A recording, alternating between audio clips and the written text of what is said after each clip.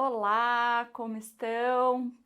Bem-vindos à minha aula. Eu sou Daíli Toigo, eu sou advogada especialista em Direito Comercial e Digital pela PUC, sou doutoranda na PUC, professora assistente também na mesma instituição, nessa matéria de Direito Comercial, autora de livros envolvendo o planejamento sucessório, o Internet Banking, enfim, o direito digital aí sempre presente na minha carreira. Tem alguns artigos também envolvendo alguns temas bem importantes, bem recentes sobre o direito digital.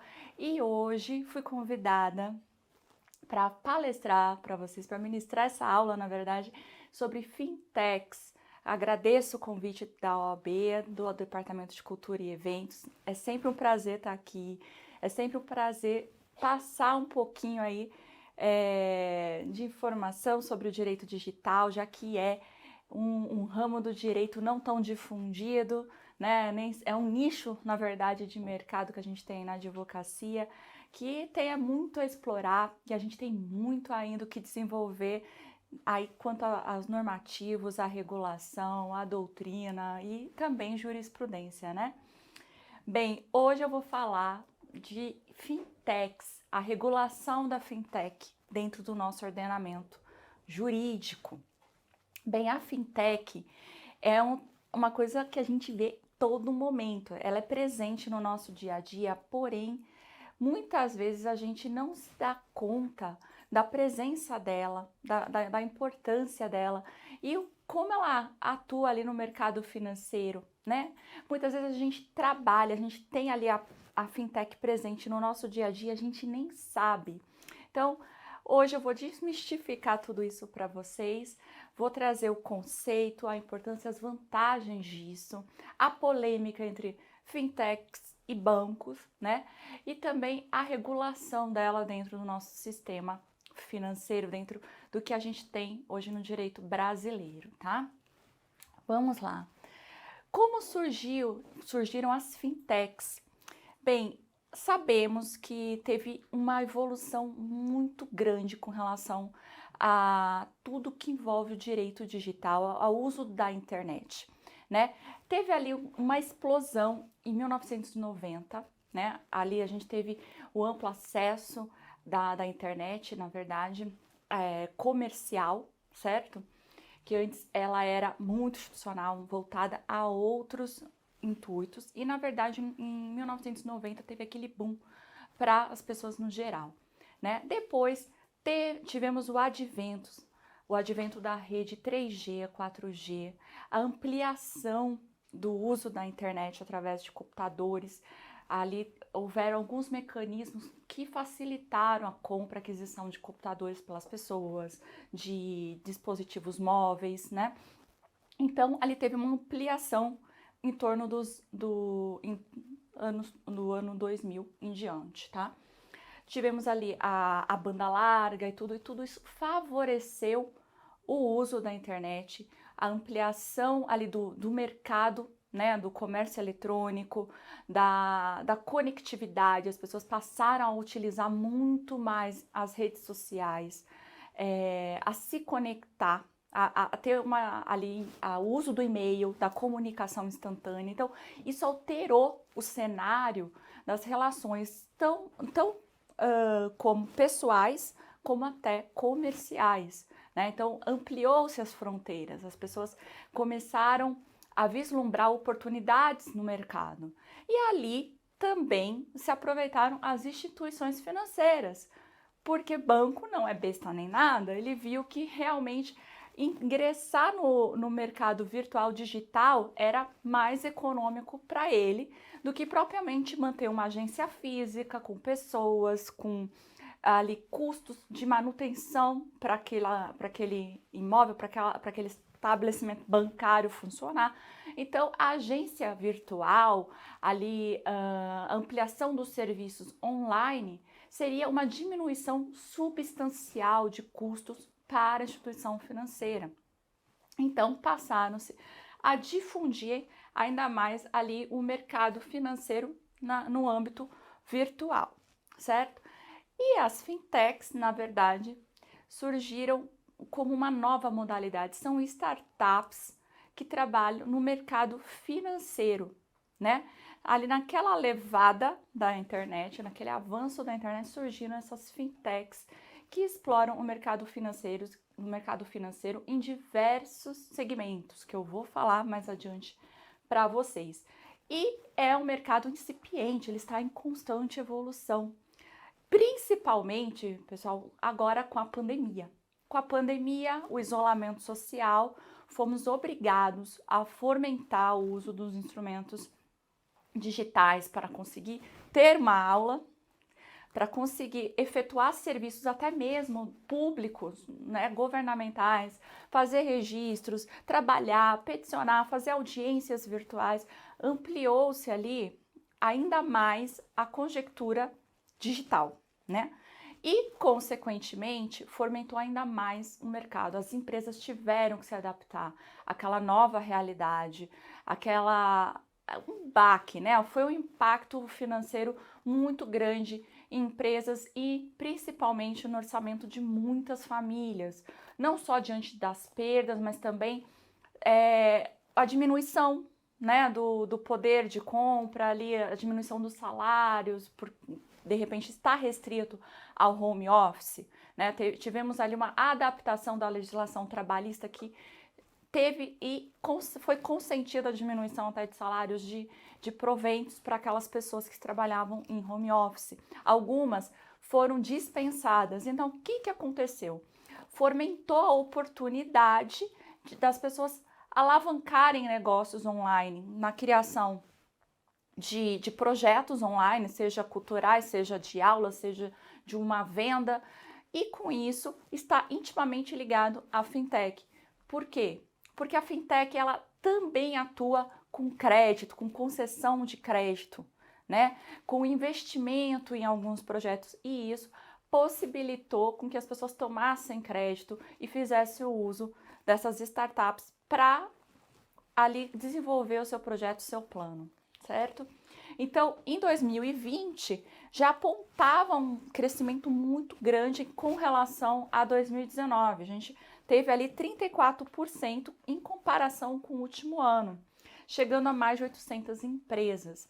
Eu vou falar um pouquinho mais na frente, porque eu quero deixar esse gostinho da surpresa, quais são as principais fintechs, e vocês vão ver que elas estão presentes no nosso dia a dia sim, e que a gente já utilizava bem antes de tudo isso vir, né? E temos a projeção que ainda nesse ano ainda conseguiremos alcançar a margem de 20 bilhões nessas operações realizadas pelas fintechs, tá? Bem, o conceito de fintech, na verdade, fintech é uma junção da palavra financial com technology, né? A gente sabe que ela surgiu nos Estados Unidos, por isso, né, que tem essa nomenclatura, qual o conceito das fintechs? São startups financeiras que oferecem serviços em um ambiente digital, envolvendo o lado financeiro, que não necessariamente necessita da intervenção de uma instituição financeira, certo? E eu vou falar mais adiante o porquê disso, tá? E até mesmo porque hoje já o Banco Central se preocupa com a presença das fintechs, tá? Então, por isso que foi dado a prerrogativa de não necessitar realmente da intervenção de uma instituição financeira para ela operar hoje. Por isso que eu já trago logo no início aí o conceito atual de fintech. Então, qual é a atuação da fintech? Como que ela trabalha, né? A fintech ela alia a tecnologia, a eficiência junto com o serviço financeiro. Tá aí a grande diferença da fintech em face dos bancos. Os bancos, na verdade, eles são mais engessados, são mais burocráticos, eles têm um impacto normativo muito maior sobre o banco do que propriamente sobre a fintech. A fintech ela vem com o intuito de desburocratizar as operações financeiras, de proporcionar o acesso bancário a pessoas que hoje estão à margem do sistema bancário, a grande diferença e vantagem da fintech. Ela traz a inserção das pessoas hoje que talvez não tenham crédito nos bancos tradicionais e passam a ter. Elas trazem oportunidade de crédito, a oportunidade de tomar esse crédito para implementar novos negócios. Então, ela vem com uma força muito grande na nossa economia. Eu já falo, a fintech, ela tem ali um mercado muito grande ainda a desenvolver. As pessoas não sabem, não têm conhecimento, não é popularizado o poder da fintech, qual o conceito que ela trabalha, né? Então, eu acho que tem muito sim a desenvolver nessa questão, não só do plano normativo, mas de atuação. Então, ela sempre vai atuar pelo uso de uma plataforma eletrônica, tá? Pode ser um aplicativo ou um site, mas enfim, tem um suporte para ela se desenvolver, certo?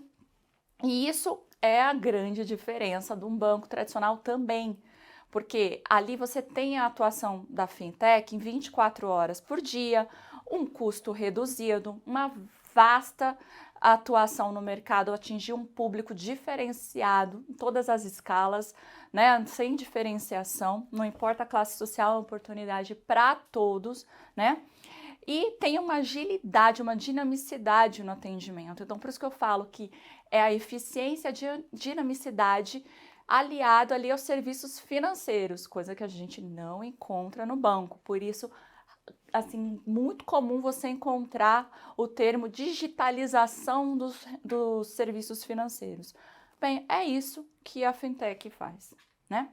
Então, consequentemente, com essas vantagens, com toda essa, todas essas atribuições positivas da fintech, o que acontece? Acaba diminuindo a atuação dos bancos tradicionais, né? Então, ali tem-se uma redução do uso dos bancos tradicionais, até porque, vale ressaltar, as taxas, o custo da fintech para o usuário é muito menor.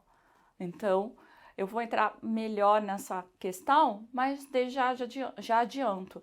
Traz um custo reduzido nos serviços financeiros, coisa que hoje o banco temos ali até então, né, até a pulverização da fintech, hoje temos um cartel, né, de bancos que cobram pelos serviços altas taxas, a gente tem um crédito com taxas altas, a gente tem um crédito que é difícil obter, ou até mesmo o uso de meios de pagamento pelos bancos para estabelecimentos comerciais que acarretam um custo muito alto para o empresário, né? Até para manutenção de carteiras, de cobrança e tudo, cada boleto custa muito caro ali para o empresário que atua com quantidade, com volume. Então, a fintech relacionada a meios de pagamento e gestão financeira e tudo já traz esse benefício. Então, já adianto para vocês. As atividades da fintech. Como eu disse, concessão de empréstimo, crédito, financiamento, que é muito parecido com crowdfunding. Aqui, ó, a ideia da fintech, ela também surgiu ali teve a base do crowdfunding, que é o quê? É o financiamento, é a cooperação, você buscar recursos com investidores para a sua ideia. Então, ali temos também essa ideia atrelada à fintech. A gestão financeira, temos, aliás, opções de investimentos, seguro, negociação de dívidas, criptomoedas, câmbio e análise de crédito. Não coloquei aí, mas também se insere. Então, veja só, temos até a emissão de criptomoedas. Então, o leque da atuação da fintech é muito vasto, né? E aí, Daíli, qual a diferença da fintech e os bancos? Já adiantei para vocês, né? A digitalização dos serviços financeiros, gente. Então, temos ali a grande diferença é que, como eu disse, a tecnologia está unida ao serviço financeiro. Temos uma dinamicidade na atuação da fintech, uma redução de custos. Então, não se confunde com a atuação ali do banco, tá? Lembre-se, a palavra de ordem é digitalização de serviços financeiros. Eis a grande diferença. E aí, a fintech vai substituir os bancos? Essa é a pergunta que mais surgiu nos últimos tempos, né? E aí, as fintechs vão derrubar os bancos? Não, gente, ela não surgiu com essa prerrogativa, né? Os bancos tradicionais ainda são a grande opção das pessoas, justamente porque envolve o modelo tradicional, envolve ali uma segurança que o banco tradicional traz, diferentemente da fintech, né? E ali há tanto a segurança normativa, como até mesmo aquele ranço que as pessoas têm com relação aos serviços digitais, né? Qualquer coisa que se opere no modelo virtual gera insegurança, sim, com relação à fraude, com relação ao uso indevido dos dados, com relação a vazamento de dados, que é tão importante a gente também tocar nesse assunto. Então, a fintech, ela nunca vai se equiparar a um banco, né? Do qual já tem um modelo muito bem estruturado, que também oferece os serviços online.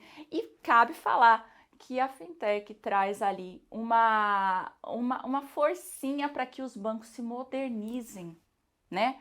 Então, por isso que a gente já vê um movimento dos bancos já diminuindo cada vez mais ali a permanência de agências físicas e deslocando algumas contas para gerentes e agências virtuais. Isso é possível verificar, por exemplo, o Santander. Eu vi já esse movimento de deslocamento das contas físicas, até mesmo aquelas que não têm tanta movimentação, para as agências virtuais, para a diminuição de custos e também modernização dos serviços, automatização. Então você acelera aquele serviço, tem uma dinâmica muito maior do que o modelo tradicional, do qual a gente vai lá, se encontra com o gerente, pede um crédito, fala com ele, quero um novo cartão, quero emitir um cheque, quase a gente não usa mais, né?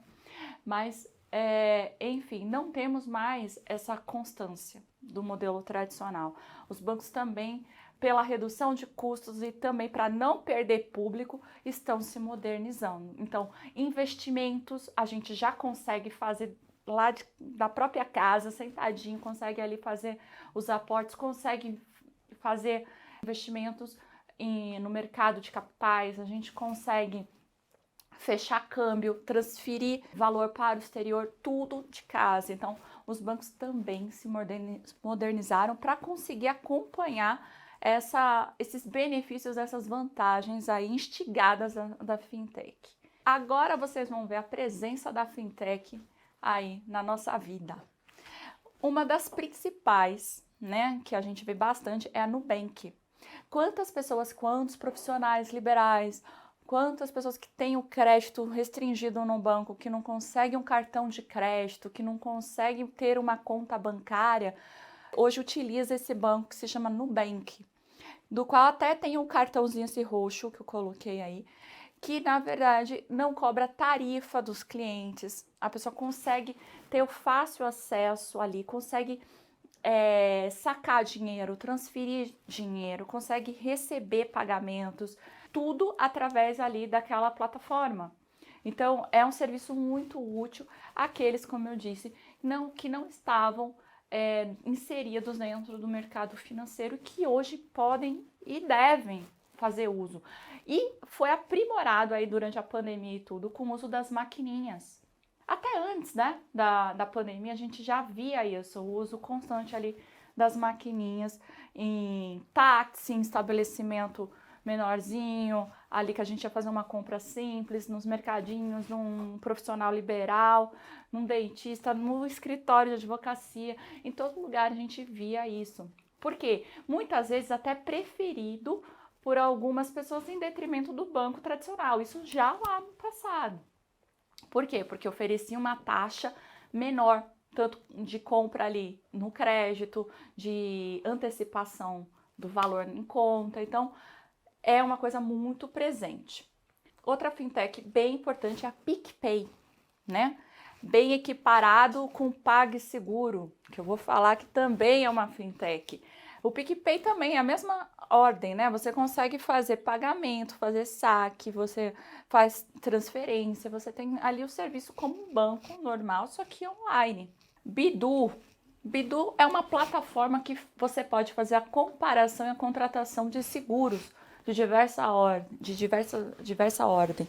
Pode ser sobre automóvel, de uma casa, de outros bens. Você consegue ali fazer uma comparação, uma fintech de seguros, que você faz uma contratação e consegue comparar entre uma companhia e outra. Então, também é uma coisa muito boa para o usuário. Acreditas que oferece crédito, inclusive com garantia de imóvel ou móvel, né, que seria um automóvel, para conseguir crédito. Então, muito utilizada, gente, agora na pandemia. As pessoas sofreram muito, o impacto financeiro foi grande e aumentou-se o número de tomadas de crédito. Então, as pessoas pediram muito crédito, principalmente nessas fintechs, né? Que em algumas oportunidades até ficaram sem o estoque ali, sem investidores para aportar valor, né? Para repassar essas pessoas. Eu vou explicar melhor isso agora, daqui a pouquinho, nos próximos slides, como que desenvolve essa coisa do oferecimento do crédito e da tomada de crédito, todo esse trabalho da fintech. Neon, que também é um serviço financeiro, inclusive eu tenho até a contar, já me ofereceram até o serviço do Banco Neon, tá? Muitas empresas até aderem ao banco com conta digital por exatamente aquilo que eu falei no início. A redução de custos com emissão de boletos, de cobrança e tudo. Então, até aqui no meu prédio já teve um colega e um cliente também me falou sobre o Banco Neon como alternativa de redução de custos aqui para o escritório. E a PagSeguro, né? Que a gente já sabe que emite cartão, que faz uma infinidade de coisas, você até envia ordem de pagamentos e tudo através do PagSeguro. E aí? E as vantagens dessa fintech? Fala para mim. Quais são? Essa democratização de primeiro plano, né? A gente insere pessoas que estavam à margem do serviço financeiro, a gente traz ali. E até uma coisa que não é tão difundida no nosso país, infelizmente, é a educação financeira, né? A gente não tem essa educação financeira nas escolas, no nosso dia a dia. A gente tem medo de investir, tem medo de fazer uso de produtos financeiros, tem até mesmo informação. É uma coisa que eu acho que as pessoas têm certo bloqueio com relação aos serviços bancários, a olhar o mercado financeiro, a olhar o mercado de capitais e tentar entender, se aventurar também nessa questão, né? Então, a gente traz ali uma abertura, uma democratização desses serviços. Temos uma desburocratização dos serviços financeiros, então, que confere agilidade, confere uma eficiência na transação, então atende as pessoas no tempo que elas realmente precisam, né? Um relacionamento mais próximo com o usuário, a gente pode ter ali, pode utilizar do serviço financeiro a qualquer momento, 24 horas por dia. Então isso é uma grande facilidade, não é aquela coisa que tem até um banco que eu uso, que até o serviço online, 6 horas da tarde acabou. Aí eu não consigo mais usar.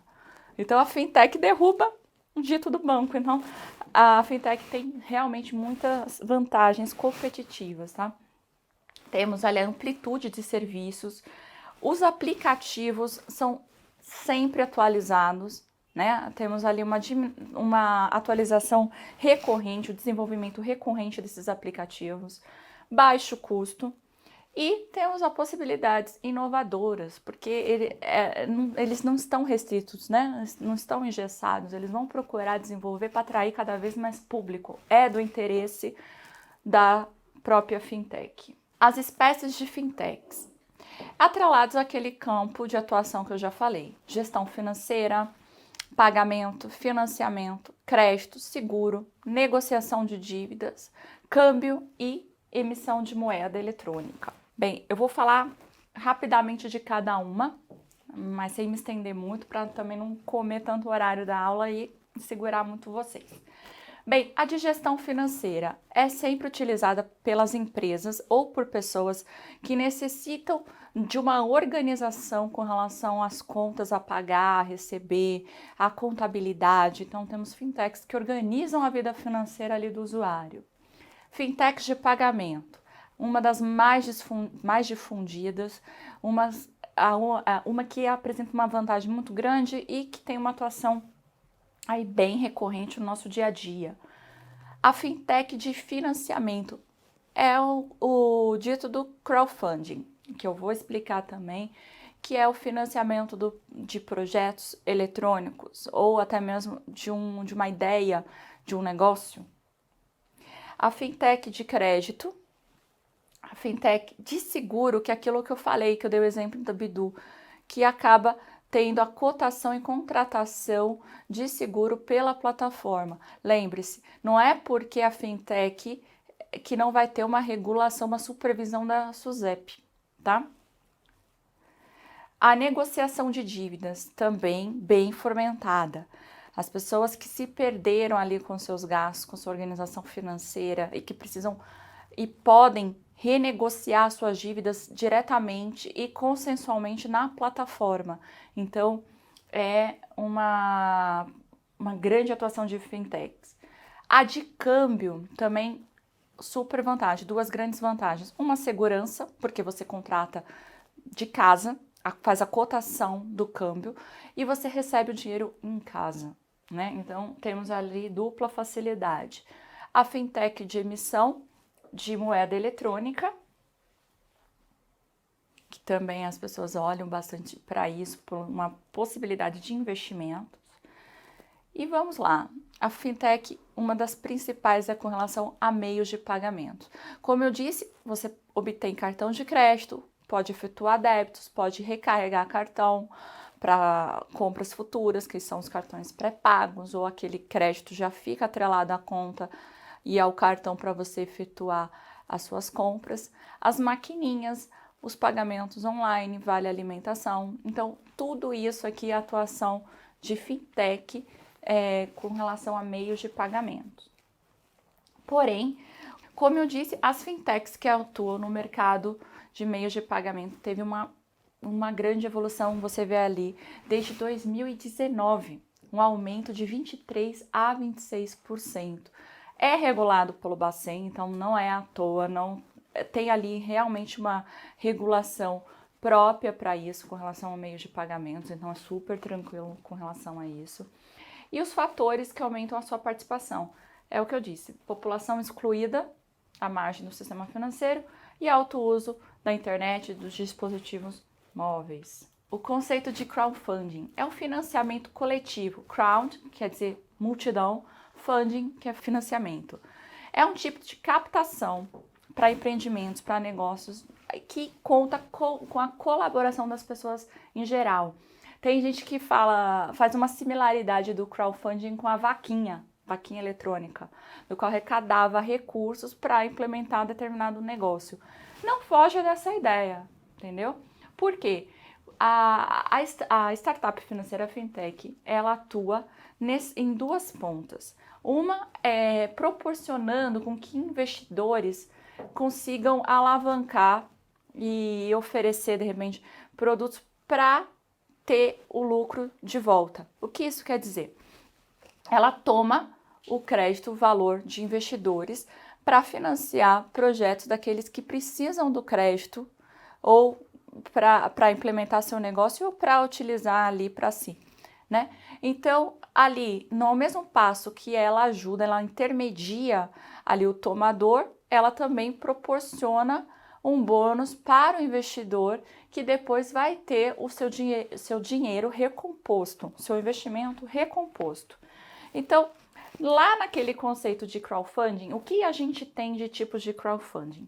Aqueles que o donation, que é baseado em doação, do qual você só investe, mas não tem lucro, você simplesmente aporta ali o valor já sabendo que aquilo é para doação e acabou ali. O reward, que é em forma de recompensa.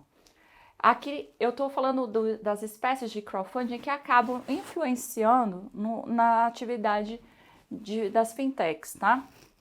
Então, eu estou trazendo isso como uma forma de esclarecer, não que a fintech vai exatamente atuar nesse segmento aqui do crowdfunding, tá?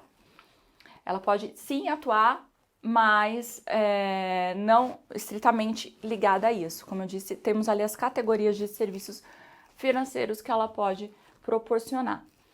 O reward da recompensa, né? É muito comum naquelas pessoas que querem financiar um projeto, sei lá, tecnológico, enfim, que ali no final ela acaba tendo aquele produto também para si, né? Ela pode fazer uso de um modelo de tecnologia ou de um produto, de um software que foi ali desenvolvido, que ela aportou, que ela investiu. Então, essa é a ideia do reward. O equity. O equity é o crowdfunding de investimento. Quando você fala em investimento, é uma outra história, não guarda relação quando a gente está falando de financiamento, tá? É bem diferente de crédito e de investimento. São duas coisas, dois crowdfundings totalmente diferentes. Isso aplica-se também à fintech. Porque quando a gente fala de equity, a gente está falando de participação em outra companhia, né? E quando a gente fala de outra companhia, aqui no Brasil está estritamente ligado ao que? A CVM, né? Então, o equity tem essa prerrogativa, esse adendo. O peer-to-peer é o que mais se faz na fintech, que é o que eu acabei de falar, financiamento. Lembre-se, não guarda relação com investimento de participação em empresa. Financeiro e investimento, tá? Bem, o crowdfunding financeiro, que é esse que interessa aí para a fintech, é a alternativa menos onerosa para obter o empréstimo, para você tomar o seu crédito, né? Então, permite que um correspondente bancário intermediador ofereça por meio da internet empréstimo aos usuários, desde com a participação indireta de uma instituição financeira, ou não, que no caso a fintech não necessita disso, tá? Em determinado caso que eu já vou falar, possibilitando uma nova opção de financiamento aos usuários através de uma plataforma eletrônica. Então, aqui no meu PPT vocês podem ver, a empresa deseja crédito para explorar um determinado segmento no mercado. A fintech vai analisar os números dessa empresa, as garantias, esse projeto e ver se realmente dá para tomar esse valor, esse projeto vai seguir ali no mercado. Tendo isso, pode ou não fazer uso dessa instituição financeira para dar o crédito. Eu já vou falar melhor. Só que a fintech, ela usa a sua própria plataforma para oferecer isso a quem for investidor. Então, eu não lembro agora o nome de uma exatamente, que esse trabalho é bem elucidado. Ele ali coloca no próprio site a opção tanto para quem é investidor como para quem quer tomar crédito. Então, aquele investidor já tem ali a carteira do que ele pode investir, o retorno, enfim, todo um estudo que a fintech faz antes, né? E atuando como intermediador, facilita essa troca, esse intercâmbio aí. Então, isso atrai investidores que projetam um lucro razoável no futuro, né? Então, as pessoas que vão tomar crédito no vencimento da parcela, vai pagar ali para o investidor até o final das condições. Então, aquela empresa frutífera, supostamente frutífera, retorna o investimento ao investidor. Cabe falar que o único risco que envolve essa operação, qual que é? Tá claro, né? A empresa não se dá bem no mercado, falir, o negócio não prosperar.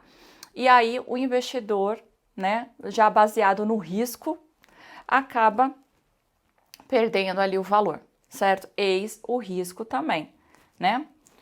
Ou também a demora, né? Às vezes cabe falar que as empresas demoram um pouco para reaver o capital investido.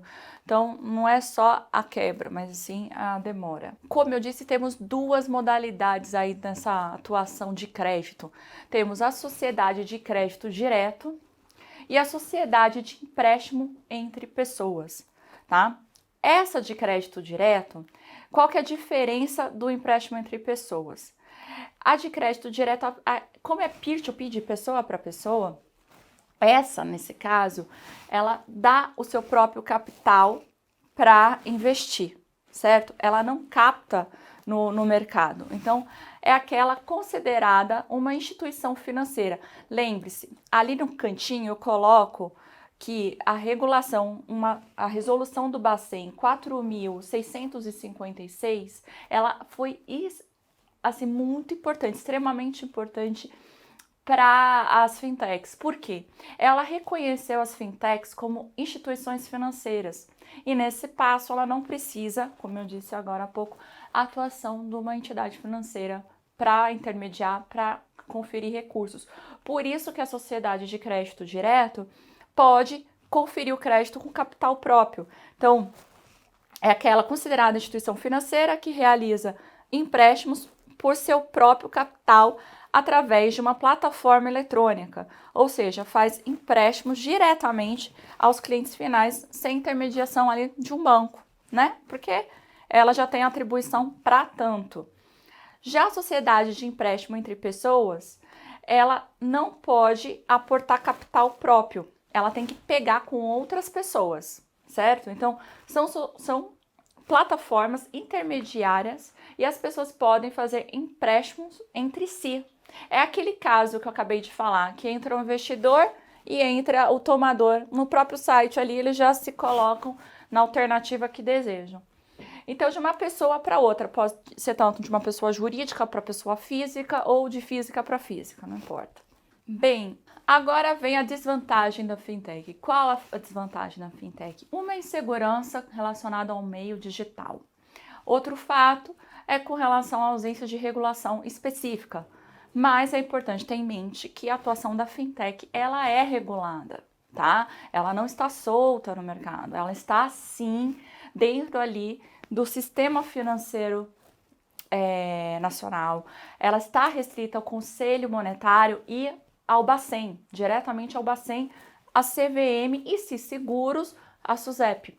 Então, ela não está alheia, né? Ela tem uma supervisão, temos ali órgãos que são capazes e têm competência para editar as normas e se fazem presente para tanto. Como eu disse, o cenário da regulação da fintech, primeiramente, é uma pirâmide, que eu vou colocar aqui, ó, no próximo slide, do qual o Sistema Financeiro Nacional está no topo. Depois temos o Conselho Monetário Nacional, o Bacen e a CVM. Tá? Como eu disse, CVM quando a gente vai atuar com o mercado de capitais. Bem, um dos órgãos mais importantes aí é o Conselho Monetário Nacional e o Banco Central, né? Tanto que a principal diretriz aí que eu falei que regula a atuação da fintech foi editada pelo próprio Banco Central.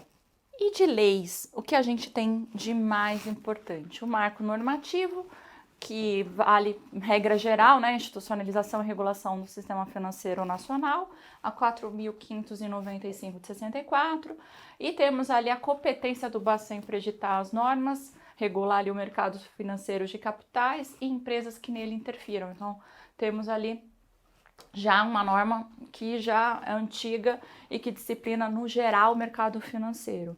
A 4.728 de 65, que disciplina o mercado de capitais também, e que fala aqui no artigo 1º que o mercado financeiro e de capitais serão coordenados pelo CMN, Conselho Monetário Nacional, e fiscalizados pelo Bacen. Por isso da importância do Bacen com relação à normatização das fintechs.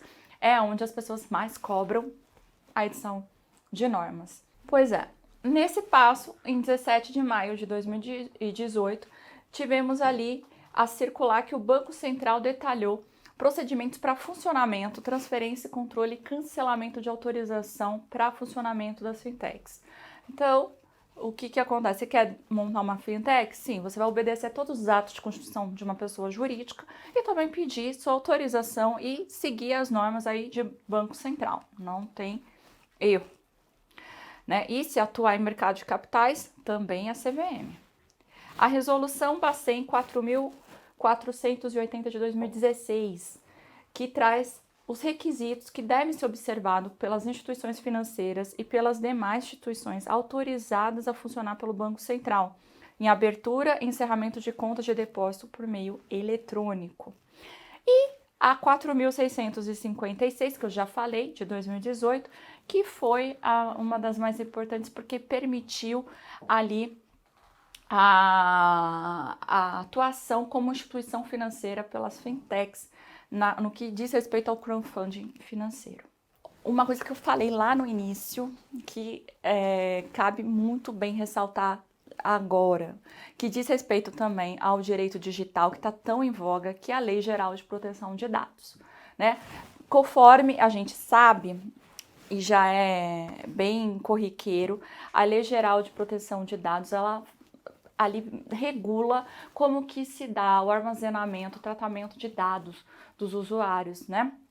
Então, a gente tem que ter em mente que as fintechs têm que obedecer à Lei Geral de Proteção de Dados, justamente porque está lidando com os dados pessoais, dados financeiros dos seus clientes. Então, qualquer vazamento, qualquer problema com relação aos dados daquelas pessoas, a fintech, ela é responsável. E eu trago muito bem isso no meu livro, ó, que aqui eu falo sobre a responsabilidade das instituições financeiras no ambiente do Internet Bank. Aqui eu não falo ainda sobre a Lei Geral de Proteção de Dados, porque na época da edição do meu livro, isso ainda não era tratado, ainda não estava inserido aí na nossa pauta, nem no nosso ordenamento, então não tratei disso aqui no livro.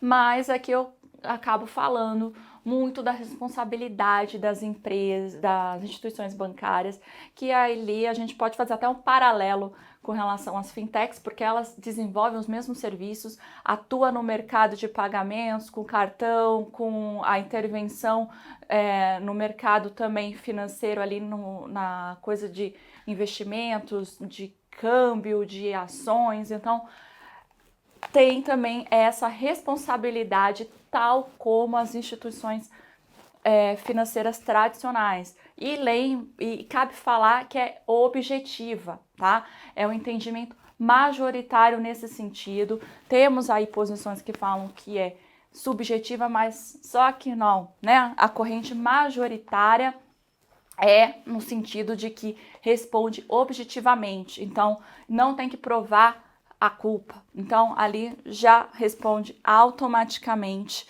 pelo dano que causar. Então, atrelado com a Lei Geral de Proteção de Dados, pensa no impacto que tem isso dentro de uma fintech. E as multas não são razoáveis com relação à Lei Geral de Proteção de Dados. A gente sabe que são pesadas, né? Então, é importante lembrar que a Lei Geral de Proteção de Dados estabelece que as empresas devem adotar medidas de segurança para tratar os dados de segurança dos clientes, tanto quanto dentro ou fora desse ambiente virtual. Bem, uma ressalva, a gente tem uma instrução normativa da CVM que traz o quê? Permitiu que qualquer empresa com capital de até 10 milhões pudesse captar no mercado ali valor sem precisar do registro na CVM. Olha que dádiva, né? Então, isso trouxe ali uma prerrogativa, trouxe um adicional, né? Uma abertura de mercado para o crowdfunding de investimento que eu falei. Lembre-se, crowdfunding de investimento, crowdfunding financeiro, certo? O Open Banking é um super facilitador da fintech. Por quê? É uma colaboração financeira. A gente não falou de dados agora? Aqui se repete. Os dados dos usuários competem a eles, né? Então, ali ele tem a prerrogativa, a faculdade de exigir seus dados bancários, seu histórico e enviar para outra instituição financeira, tá? Eu descobri até recentemente, com uma pessoa envolvida no mercado financeiro, que o Banco Central é possível até o próprio usuário fazer uma busca de todo o crédito que ele tem, pegar tipo um extrato, um atestado de crédito que acaba vendo em toda instituição bancária que ele pediu ou que ele tomou crédito, ali o extrato bonitinho do score dele, né, pro Banco Central. Então é um relatório que tem, acho que um cadastro. Eu até entrei para dar uma fuçadinha. Tem um cadastro que você entra e consegue puxar todo o seu histórico e pedido de crédito que você já tomou ali, né? Tem todo o histórico que você ainda tem a pagar e ainda até coisas que o banco já vincula quando você já pediu um crédito, está em vias de assinar contrato. Então, aquele extrato ali do Banco Central é permitido fazer isso. Então, a gente vê que tem uma facilidade de troca de informações entre instituições. Então, se o mero usuário, eu falo mero, não é depreciativo, mas assim, a pessoa, o usuário comum, ele consegue extrair essa informação, imagina o banco, né? Os sistemas são super interligados, né? Por isso que tem uma dificuldade daquelas pessoas todas, a grande maioria aí da nação, que hoje enfrenta a crise, o impacto da crise econômica, da pandemia, do Covid, e que já vinha difícil, né, nos países aí subdesenvolvidos e tudo, de entrar no mercado financeiro, de obter crédito, ou até mesmo, quando tem alguma reserva, aportar em algum produto financeiro. Então, aqui a gente tem essa facilidade de troca de dados. Galera, eu vou encerrar porque eu falo demais. Eu acho que eu já até me estendi no tempo, mas eu espero que eu tenha contribuído, ter contemplado aí algum assunto que ou tema, ou tópico aqui dentro de fintechs que talvez vocês não conheciam, ter trazido aí alguma coisa de importante aí dentro do direito digital, dentro da fintech. Eu sou bem apaixonada pelo direito bancário, muito apaixonada pelo direito digital, e eu deixo aqui à disposição meus contatos, tá? Tanto no Instagram, que eu posto sempre conteúdo diário sobre direito digital, sobre planejamento sucessório, sobre direito empresarial. Tem sempre ali minhas diquinhas, tem meu dia a dia, quem quiser conhecer um pouquinho do dia a dia, eu tenho umas dicas de advocacia, dica até para quem quer prestar concurso, eu sempre tento trazer ali informações atuais para vocês. Tem meu canal no YouTube, que eu sempre tenho alguns vídeos, assim, eu não tô ultimamente fazendo tanto vídeo não, mas pretendo retomar essa coisa, que eu acho que é importante. O meu lema é disseminar conhecimento, né, e fazer essa troca aí com vocês. Então, quem tiver sugestões, quem tiver dúvidas, fique livre, fique bem à vontade para me contatar, tem aí meus contatos, certo? E eu não vou deixar de fazer a propaganda do meu livro aqui, ó, quem gosta de direito digital, Internet Banking, a responsabilidade civil das instituições financeiras da GWM. Aqui, vamos fazer a propaganda direito, né? Aqui eu falo sobre responsabilidade civil, né? Falo tudo sobre a responsabilidade civil no direito brasileiro, para a pessoa entender, né? E depois eu entro propriamente na responsabilidade civil das instituições financeiras e também a regulação envolvendo o Código de Defesa do Consumidor atrelado às suas operações. E também a responsabilidade civil no mercado virtual de valores mobiliários e falo também um pouquinho da fraude eletrônica no ambiente do Internet Bank. Então tá aqui à disposição, tá à venda na Amazon, nas melhores livrarias e no site também do escritório eu também disponibilizo para vocês. Gente, agradeço a oportunidade, a atenção e até a próxima.